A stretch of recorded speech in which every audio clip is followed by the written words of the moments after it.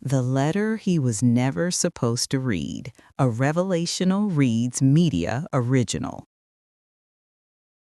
Layla Carter had never hated flowers before, but as she stood in front of her grandmother's casket and stared at the wall of white lilies, roses, and soft gold ribbons, all she could think was, how dare they look this beautiful on a day like this? The church sanctuary was full. Family filled the front rows, friends and church members behind them. The choir loft was draped in soft fabric and warm light, the way Grandma had always liked it. Layla stood at the pulpit, hands trembling around the microphone. She was a singer, a songwriter, a worship leader. She had sung at weddings, conferences, baby dedications, and Christmas services. But this, singing at the homegoing of the woman who had raised her, felt like standing on the edge of a cliff with no rope. "Take your time, baby," someone called gently from the front row. Layla swallowed hard and nodded, blinking up at the soft glow of the sanctuary lights. Her reflection stared back at her in the glossy black of the grand piano. Brown skin, deep brown eyes swollen from crying, full lips pressed together to keep from shaking. Her hair was gathered into a low bun with a few curls escaping around her face, just the way Grandma liked it. She exhaled, then glanced toward the back of the church. Josiah Brooks stood near the sound booth, one hand on the mixer, headphones slung around his neck. He was there with his company, Brooks Audio and Events, the ones who had donated sound and lighting for the service. He watched Layla quietly, chest tightening with something that had nothing to do with professional concern. She looked like a song standing there, grief and strength and beauty woven together in a way he couldn't ignore. He had never met her before today, but the way she had spoken during the tribute, the way she talked about her grandmother's prayers, about legacy and faith and laughter, he'd found himself listening with more than his ears. Now she lifted the mic again. "Layla will minister in song," the pastor had said earlier. Minister, not just sing. Layla closed her eyes. "Lord, if I open my mouth, you gon' have to catch me." The pianist played the opening chords. Layla started to sing. Her voice was steady at first, warm and rich, filling the room with a hymn her grandmother had loved. Verse 1 flowed, verse 2 shook a little, and by the time she reached the bridge, her throat closed. A sob rose without her permission. Her voice cracked, the note wobbled and died. Silence fell, thick, heavy, aching. Layla squeezed her eyes shut, fingers tightening on the mic, heat creeping up her neck. "Not here, not now." A quiet voice broke through the stillness. "Take your time." It wasn't shouted this time. It was closer, low, steady. Layla opened her eyes. Josiah had left the sound booth and stepped a little closer down the side aisle, as far as he could go without being in the way. He didn't say anything else. He just lifted his hand slightly, palm up, as if to say, "I've got you, try again." His gaze was steady, gentle. No pressure, no pity. Layla's chest rose as she drew in a breath. She opened her mouth and tried again. This time, the note came out stronger. Not perfect, never that, but honest, raw, and somehow that was enough. The congregation joined in softly, voices gathering around hers like a net. By the time she finished, tears were streaming down her cheeks, but the lump in her throat had broken into something else, something like peace. "Amen," Grandma's best friend, Miss Evelyn, said fervently from the front pew. Josiah slowly lowered his hand, the corners of his mouth angling up into the smallest, proudest smile. He didn't know this woman, didn't know her story, but he knew what it meant to need help standing in a holy place before God and people. After the service, the fellowship hall buzzed with casseroles and condolences. Layla smiled when people said she's in a better place and your grandmother was a mighty woman of God, because she knew both were true, but each hug scraped a fresh layer off her grief.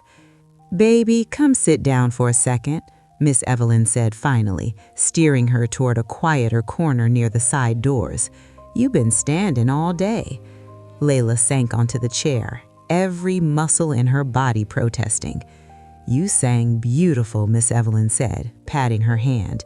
"Your grandma would have been so proud." Layla swallowed past the lump in her throat. "I tried." "You did more than try," Miss Evelyn said. "You poured." She reached into her purse, rummaging past tissues and peppermints. "Oh," she said suddenly, "almost forgot. I got something for you to hold on to for later."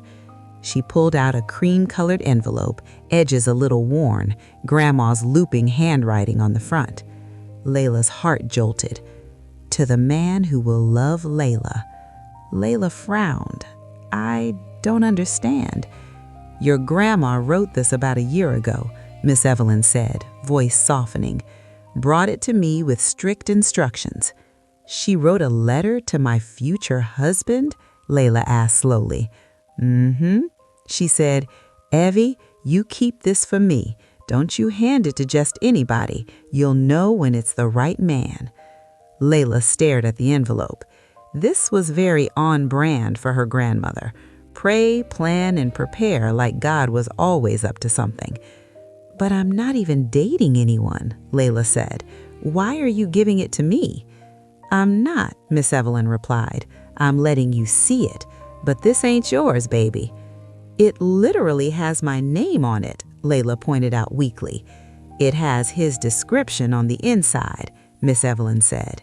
"Your grandma was clear. This letter goes to the man God sends to love you.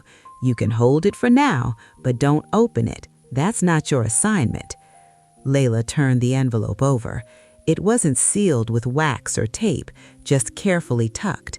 The paper felt fragile, like it had soaked up a year's worth of prayers. "To the man who will love Layla." Something about the wording undid her. Not if, when. Before she could say anything else, a voice called from the kitchen.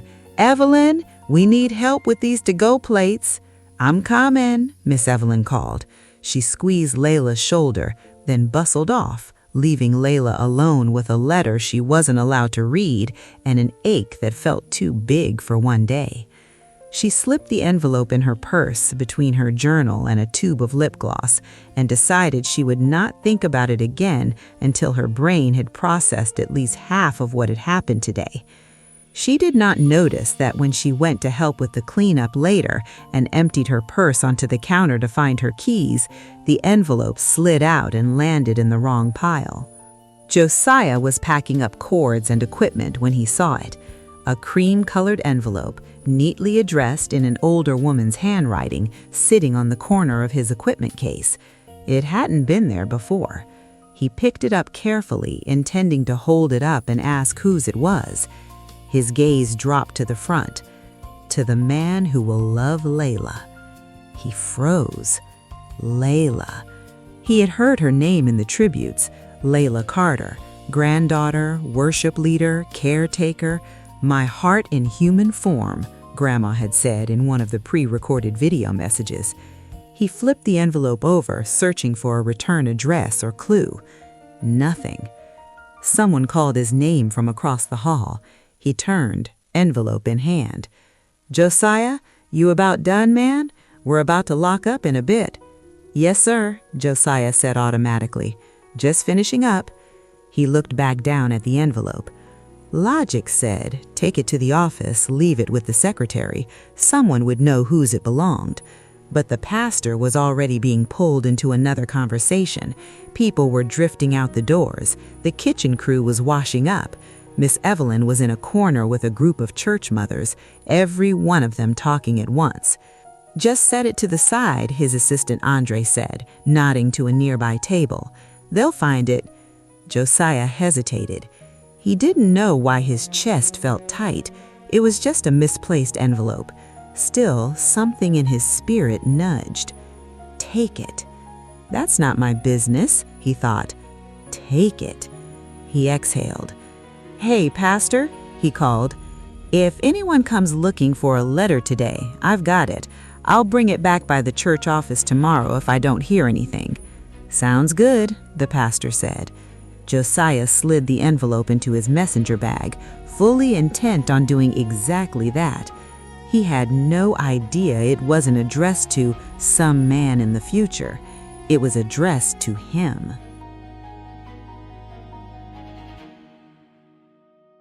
He didn't open it that night. He tossed his keys on the counter, kicked off his shoes, and dropped his bag on the couch. His body ached from hours of loading equipment. His mind ached from the weight of the service. He showered, changed into sweats, and sat on the edge of his bed, elbows on his knees. He thought of Layla's voice cracking on that bridge, the way she had pulled it back together, the way she had pressed a hand to her chest afterwards with this small, broken, "Thank you, Lord," under her breath. He thought of the way his own hand had lifted, instinctive, like he was holding a piece of her up in prayer. He thought of the envelope resting in his bag. To the man who will love Layla. He grabbed his Bible from the nightstand and flipped it open, intending to distract himself with a psalm. His eyes landed instead on a verse he had underlined months ago. In all your ways submit to him, and he will make your paths straight. He shut his eyes. That include weird envelopes, Lord? He muttered. He felt ridiculous. He had known this woman for, a handful of hours? He knew almost nothing about her except that she loved God, sang from her soul, and looked like her heart loved people hard. He told himself he was going to bed. He turned off the lamp. 30 seconds later, he turned it back on. Okay, he said into the quiet. I'm not going to sleep, am I? He retrieved the envelope from his bag and sat back down. The paper crinkled slightly between his fingers. This feels wrong, he told God. Also, it feels important. Those two things are not helping me. He turned it over. No seal, just a flap tucked in. Josiah stared at it for another full minute, heart thumping. If this is out of order, he whispered, stop me. Silence met him. Not cold silence, just the usual hum of the apartment, the distant sound of traffic, his own breath. He slid his thumb under the flap and opened it. Inside was a folded letter written on lined stationery and looping, confident handwriting that looked exactly like the woman in the tribute videos had sounded, full of personality and a little flair. He unfolded it carefully. My dear son, by the time you read this, I will probably be in heaven, bothering angels with questions and making the Lord laugh. I wrote this letter by faith, trusting that God would put it in the right hands at the right time. First of all, bless you for loving my granddaughter. Layla is a lot. She loves loud, she feels deep.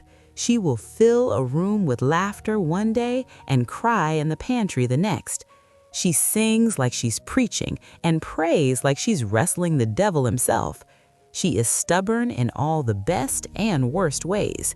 If you love her, you're going to need God. Josiah huffed a breath that was half laugh, half something else. This felt illegal and holy and impossibly personal. He kept reading. Let me tell you some things about her heart. She's been disappointed. She's been overlooked. She's tried to be less so she wouldn't scare people away. More than once, she's wondered if she's too much for the kind of man who loves Jesus for real. I have told her, a real man of God don't want less of what God put in you. He'll ask for all of it. If you're still reading, I'm trusting you're that kind of man. Now, let me tell you about you. You will be steady. That doesn't mean perfect. It means when trouble comes, you'll lean into God, not away. You will not be intimidated by her calling. You might even be drawn to it. You will know how to pray before you know how to impress. You will have lost something before you meet her. Not necessarily a person, maybe a dream, a job, some pride. Whatever it is, it will teach you how to cling to God instead of your own plans. That's important because my girl is going to need a man who knows where his help comes from. You will not be perfect. You will not have it all together. You will, however, be willing. Willing to listen, willing to grow, willing to cover her in prayer and not be confused when she falls apart on a Tuesday afternoon for no apparent reason. You will love her family. Not tolerate, not endure, love. You will show up. Josiah swallowed hard. He thought about late nights in his office, staring at the contract for his first failed big project, wondering how he would explain to investors that the dream he'd built had crumbled. He thought about losing his father a year later, about how both losses had forced him to rebuild his idea of success from the ground up. Clinging to God or sinking, those were the options. He had chosen to cling. Sometimes poorly, sometimes desperately. He read on. Now, I need to tell you a few things plainly. Consider this your list. Do not silence her gift. If God gave her a song, don't make her put it on mute because your ego is loud. Do not disappear when she is grieving. Layla feels grief like an earthquake, but if you stay, you'll see the garden that grows after. Do not play with her heart. She does not do casual. She might pretend she can, but she cannot. Pursue her with intention or leave her alone. Do pray with her, out loud, often, not just over meals. Do make her laugh. She has the kind of smile that lightens people's load. You'd be a fool not to try to see it every day. Do let her be too much. I promise you, her too much is the exact measure God wrote for you. Lastly, and most importantly, please take care of my granddaughter. She deserves a gentle love. Not a weak love, a gentle one. Firm when necessary, soft when possible, always rooted in Christ. By the time you read this, I will have prayed for you more times than I can count. I may not know your name, but God does. And I am asking Him right now to give you courage because loving Layla will be the best kind of holy work. I'll see you in glory one day. Take good care of my girl till then. With love, her grandma. You can call me grandma too when the time comes. P.S. If you're reading this too soon and you're not ready to be this kind of man yet, put my letter down and go let God work on you. Don't you dare pick her up until He does. Josiah stared at the paper until the words blurred. He set it down carefully beside him and scrubbed a hand over his face. God, he whispered into the quiet, what is this? He had come to that church as a vendor, a professional. He had adjusted microphones, checked levels, taped down cords so no one would trip. He did not sign up to be handed a prophetic character reference from a woman in glory. He thought of Layla's song again, the cracks in her voice, the strength, the devotion. He thought of the way his spirit had leaned forward when she spoke about her grandmother, how something inside him had recognized the soil of her soul. He looked back at the letter. Please take care of my granddaughter. She deserves a gentle love. He exhaled slowly, heart pounding. Lord, if this is for me, you're going to have to confirm this, because if I step into this, I'm not stepping out.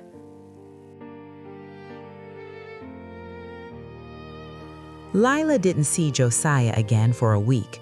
Grief had its own calendar, and every day after the funeral felt like a blur of casseroles, paperwork, and family debates about who was taking which plant home. She packed up Grandma's bedroom in small, careful pieces, 2 drawers one day, a shelf the next.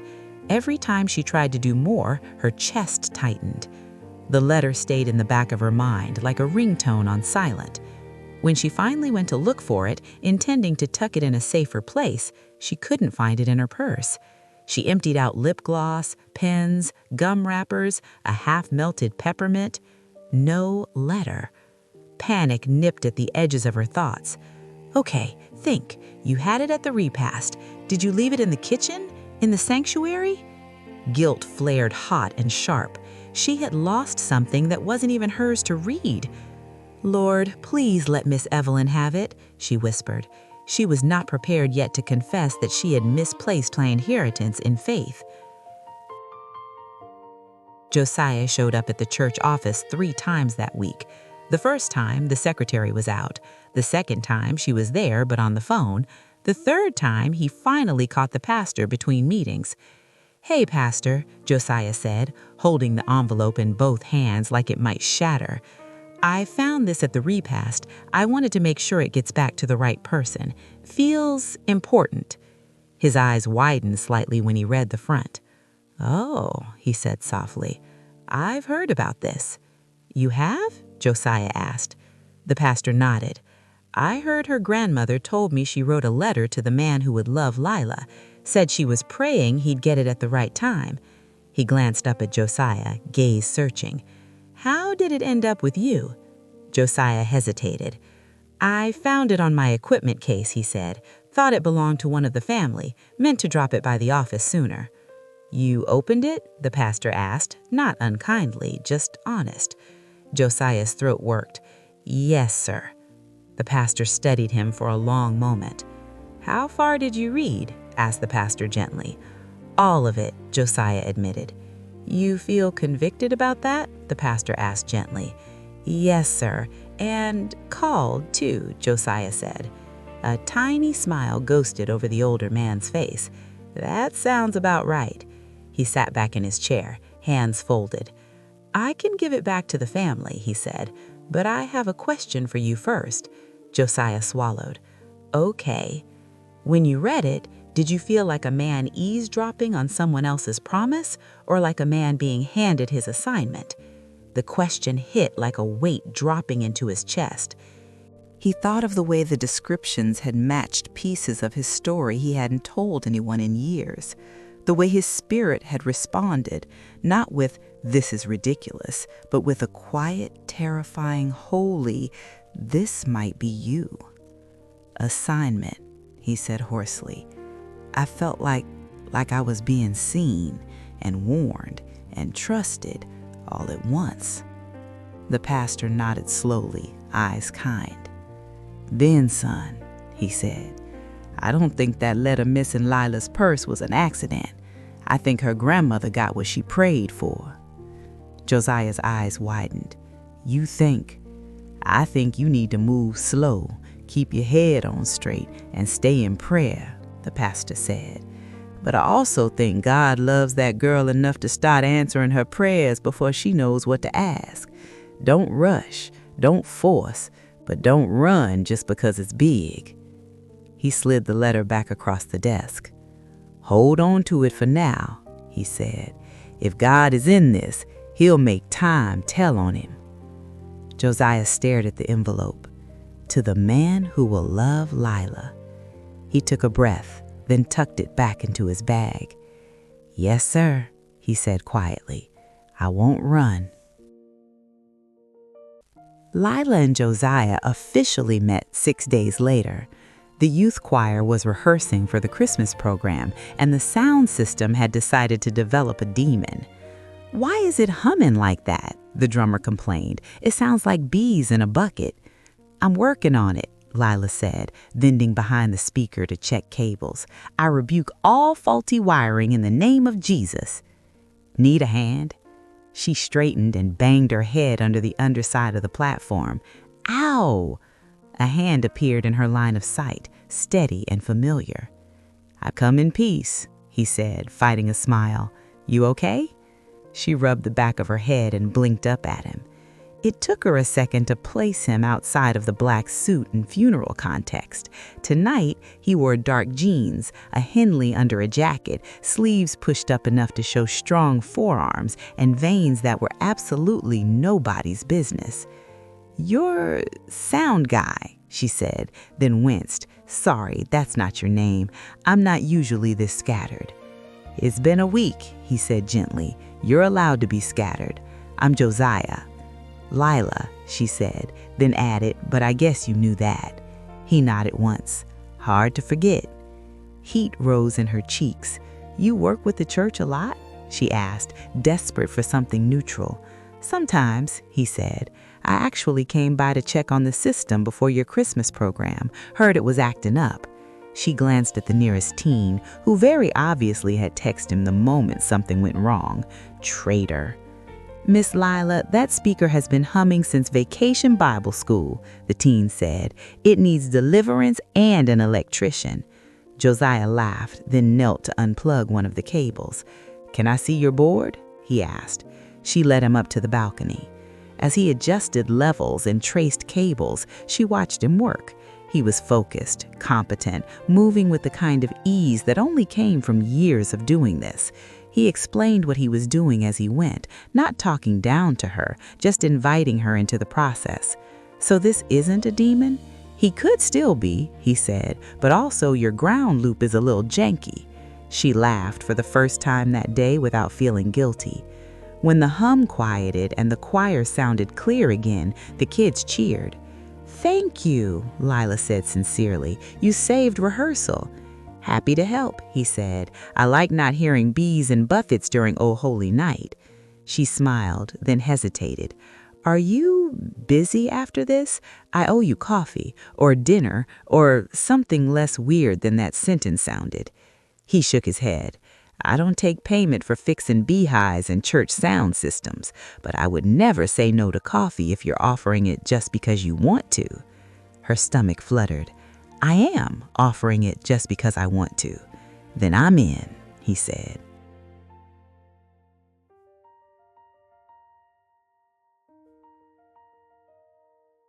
Coffee turned into conversation that stretched long past the time the cafe's open sign flipped to closed. They talked about everything and nothing, music and the weight of grief, his business, her songwriting, favorite scriptures, the way both of them silently judged people who didn't return their grocery carts.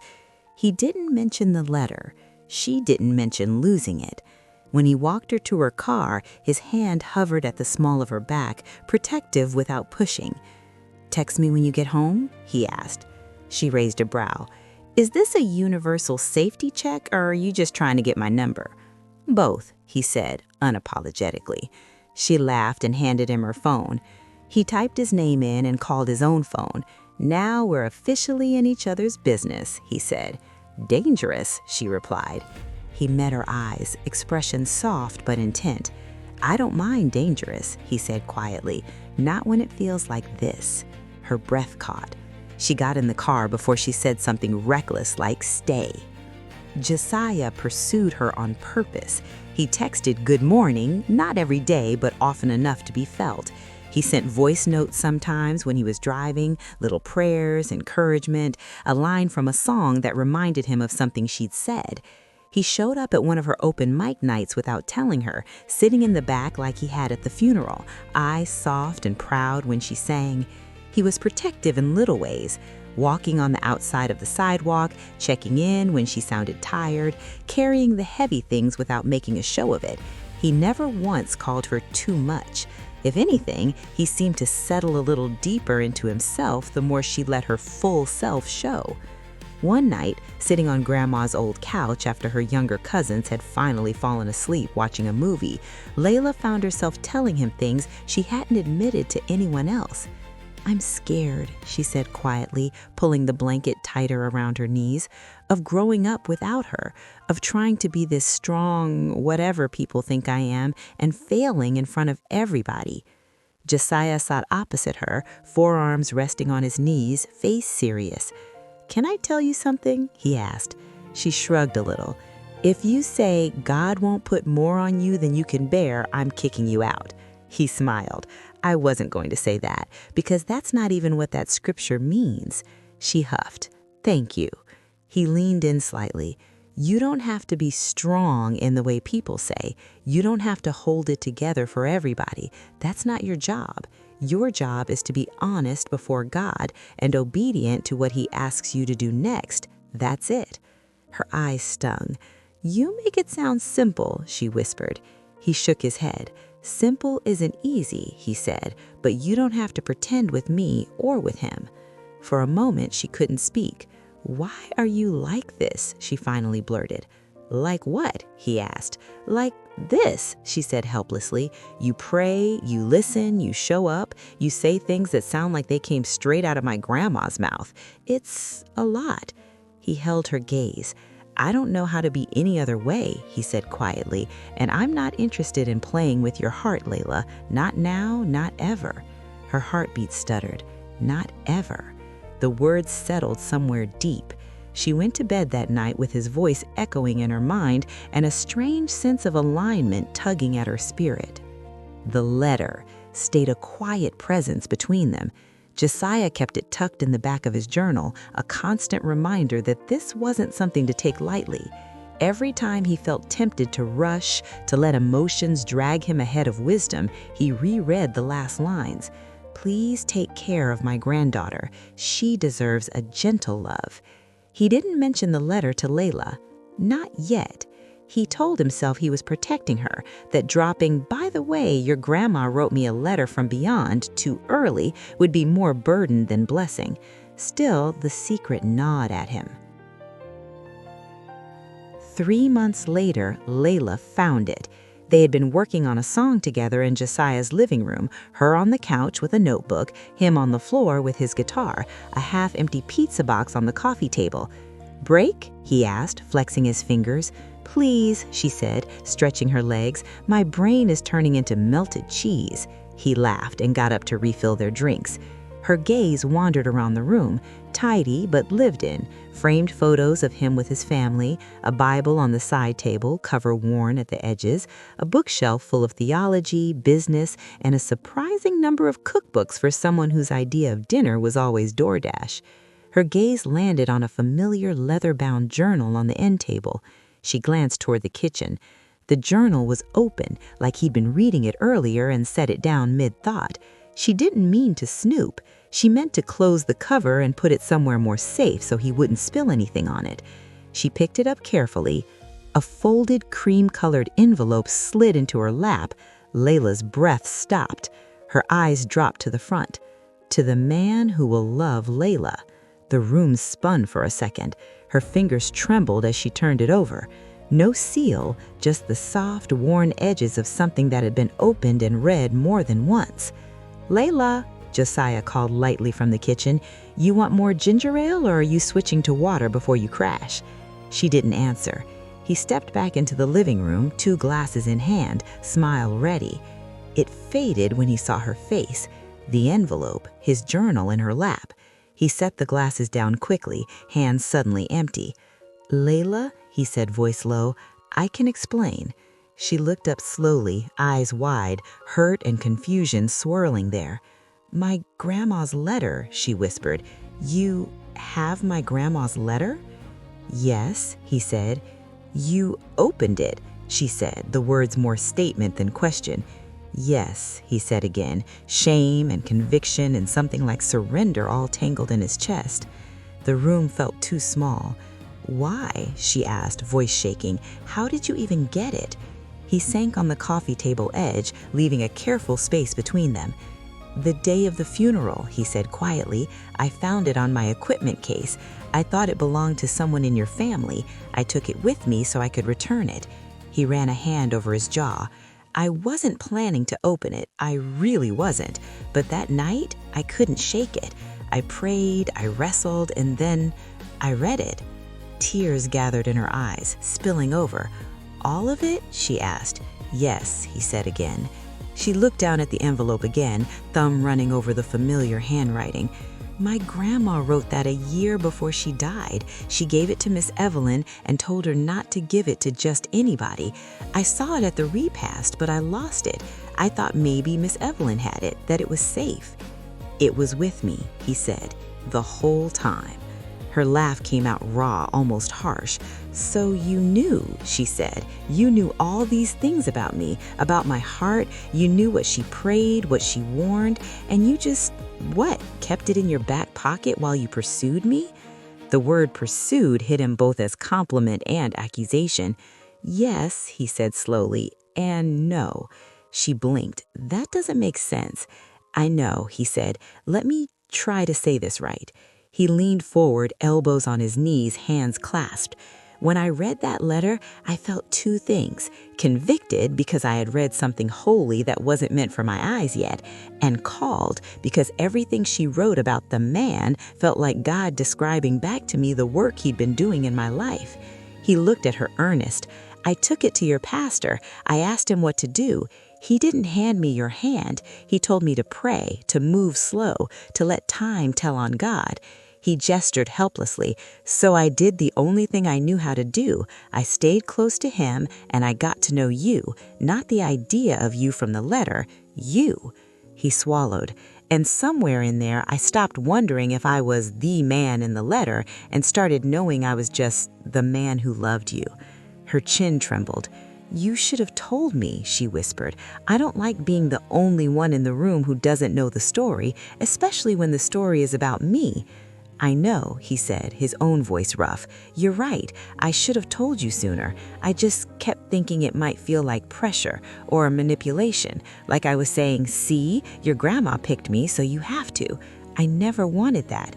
I wanted you to choose me because you wanted to, not because a letter said so. Silence stretched. She looked back down at the envelope. Read it to me, she said suddenly. He blinked. What? She lifted her head, eyes wet but steady now. I can't pretend it doesn't exist, and I can't unknow that you've read it 72 times. So read it to me, out loud, all of it. I want to hear her voice. Then I'll tell you how I feel. His throat closed. Are you sure? He asked. No, she said honestly, but do it anyway. He nodded once, picked up the letter with careful fingers and unfolded it. As he read, her grandmother's voice filled the room, her laughter, her warnings, the way she described Layla's heart with surgical tenderness. When he reached the part that began, "Now let me tell you about you," Layla pressed her hands to her mouth. "You will know how to pray before you know how to impress," he read. Tears slipped down her cheeks. "You will have lost something before you meet her. Whatever it is, it will teach you to cling to God instead of your own plans." He paused, voice thick. She watched him silently. He kept going. "Do not disappear when she is grieving. Layla feels grief like an earthquake, but if you stay, you'll see the garden that grows after." His voice broke on that line. He swallowed and finished in a whisper. "Please take care of my granddaughter. She deserves a gentle love. By the time you read this, I will have prayed for you more times than I can count." The letter crackled softly as his hands shook. He folded it and set it on the table, eyes shining. "I'm sorry," he said, breaking the quiet first, "for reading it before you, for keeping it from you, for making you feel like the last one to know." Layla drew in a shaky breath. "I'm angry," she admitted, "a little, at you, and at me, and at God, and at Grandma for being this extra even from heaven." He huffed a small, wet laugh. "But more than that," she continued, voice trembling, "I am overwhelmed because I have been wondering my whole life if I was going to have to dim to be loved, to shrink, to be less loud, less deep, less everything." She wiped her cheeks, tears still falling. "And then I hear my grandmother tell you, in her holy, bossy way, that I don't have to be less for you," she whispered, "that she prayed for you, that God already knew your name when I was still writing sad songs about men who didn't see me." Her eyes met his, raw and open. "That doesn't feel like manipulation," she said softly. "It feels like I just found out God and my grandma were in on something together." He let out a breath that sounded like a prayer. "So what do you want to do?" he asked, voice barely above a whisper. "Now that you know." She stood slowly, wiping her face with the back of her hand. Then she walked to the short distance between them and stopped in front of him, forcing him to look up at her. "I want you to stand up," she said quietly. He did, towering over her, heart pounding. She reached for his hand, fingers threading through his. "Josiah," she said, voice steady now, "I don't want a man who just reads letters about me. I want a man who lives them. And for the last few months before I ever knew this existed, you have been living it. You have been gentle, intentional. You showed up. You prayed. You made me laugh when my world burned down. You held my family without flinching." Her hand squeezed his. "I don't know everything," she said, "but I know this. I'm not scared of the idea of being yours. I'm scared of not saying yes to what God clearly keeps pointing at." He swallowed hard. "You're saying yes?" he asked. "I'm saying," she replied, lips trembling into a smile, "I want you, not as a maybe, not as a we'll see, as a man I am willing to build a life with if God keeps saying go." Relief, awe, and something like worship flooded his face. He lifted his free hand, palm hovering near her cheek. "Can I touch you?" he asked softly. She nodded. He brushed a tear from her skin with the back of his knuckle, then cupped her face gently. "I want you, all of you, loud, soft, glitter, tears, songs, the whole thing. If you'll let me pursue you for real, for marriage, not just for moods, I'm all in." She laughed through her tears. "You don't play fair," she whispered. He smiled, thumb tracing her jaw. "I don't play at all," he murmured, "not with your heart." She stepped forward then, closing the small distance between them, resting her forehead lightly against his chest. His arms folded around her, careful, like he was holding something priceless. "Okay," she said into his shirt, "let's see what a gentle love looks like." He exhaled a shaky breath, eyes closing. "Amen," he whispered. A year later, the letter sat on the corner of the vanity in Layla's dressing room, right beside her bouquet. She stared at it in the mirror, veil framing her face, curls pinned in soft waves, makeup done in her favorite soft glam, warm browns, a hint of shimmer, lips painted a rosy nude Grandma would have approved. Miss Evelyn bustled in, dress sparkling just a little too much for an usher. "Whew," she said, fanning herself. "The church is full. You got folks all the way in the overflow, lady." Layla laughed nervously. "Are they at least singing along or just staring?" "Oh, they ready to holla at the vows," Miss Evelyn said. "You know church folk, they live for a good I do." Her gaze dropped to the letter. "You gonna take that with you?" she asked gently. Layla reached for it, fingers tracing the folding lines. "I think Grandma's done talking," she said softly. "Now it's my turn." She tucked the letter carefully into her Bible. "Besides," she added with a watery smile, "she already got what she wanted." Josiah stood at the altar, hands clasped in front of him, heart pounding harder than it had the day he signed his first business contract. He wore a tailored navy suit, tie perfectly knotted, shoes actually shined for once because Layla's youngest cousin had insisted on it. The sanctuary looked different from the day of the funeral. Same space, different spirit. Hope hummed where grief had once sat heavy. The doors opened. Layla stepped in, arm linked with her uncle's, dress flowing around her like a soft cloud. For a moment, everything else blurred. She barely heard the collective inhale of the congregation, barely registered the music. All he saw was the woman walking toward him, the one he had prayed for in the dark long before he knew her name, the one whose laughter had become his favorite sound, whose tears he had learned not to fix, but to sit with, whose faith had sharpened his own. His eyes filled. Devin nudged him gently. "Breathe, man," he whispered. Josiah laughed, breath shuddering out. When Layla finally reached him, her uncle placed her hand in his. Her fingers curled around his, steady and warm. "You look good," she whispered. "You look like an answered prayer," he whispered back. The pastor smiled at them both. "Today," he said, "we are standing in the overflow of prayers prayed long before you two understood them. Some of those prayers were whispered in the middle of the night, some written in journals, some in letters." He glanced at Layla, at the Bible she held with the letter tucked inside. "Some came from a woman who is probably leaning over heaven's balcony right now, making sure I say everything right." Laughter rippled through the room. Josiah and Layla exchanged a look that held Grandma's memory between them like a shared secret. When it was time for vows, Josiah took a deep breath and held Layla's hands tighter. "Layla," he said, voice thick, "you are not too much," he said firmly. "You are the exact measure God wrote for me. I promise to cover you in prayer, to be gentle with your heart, to stay when grief shakes your world, and to keep showing up even when I don't understand. I promise to listen more than I speak, to laugh with you often, and to always, always point us back to the one who wrote this story first." Tears spilled down her cheeks. She took a steady breath. "Josiah," she said, "before I met you, I wrote songs about empty promises and almost loves. I asked God if a man could love me and my calling, my big family, my loud feelings. I thought I might have to make myself smaller to be chosen. But then you came with your prayers, your presence, your patience, and I realized God wasn't asking me to shrink. He was asking me to trust Him." She squeezed his hands. "I promise to honor you, to pray with you, to believe the best about you, even on the days we don't see eye to eye.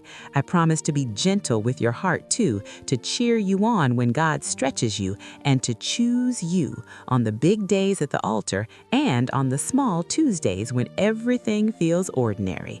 I promise to keep singing, not just on stages, but over you, our home, and our future." The pastor nodded, voice warm. "By the authority given to me and in agreement with the prayers that got us here, I now pronounce you husband and wife. Josiah, you may kiss your bride." "Hi, wife," he whispered. "Hi, husband," she whispered back. He cupped her face gently and kissed her, soft, reverent, full of promise and history and 100 midnight prayers. The congregation erupted. Grandma's best friend hollered, "That's my baby," from the second row. Somebody's aunt threw a napkin in the air. The choir broke into a joyful riff of blessed assurance as the musicians played. When they walked back down the aisle, hand in hand, Layla glanced up, eyes shining. "If Grandma could see us now," she began. "Oh, she sees," Josiah said. "She probably wrote half this program." Layla laughed, leaning into him.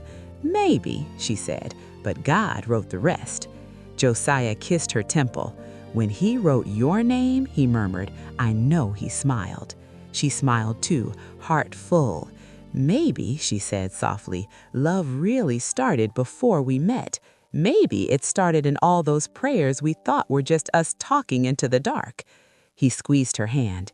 "Either way," he replied, "I'm just grateful I was the man who read the letter and then stayed to live it."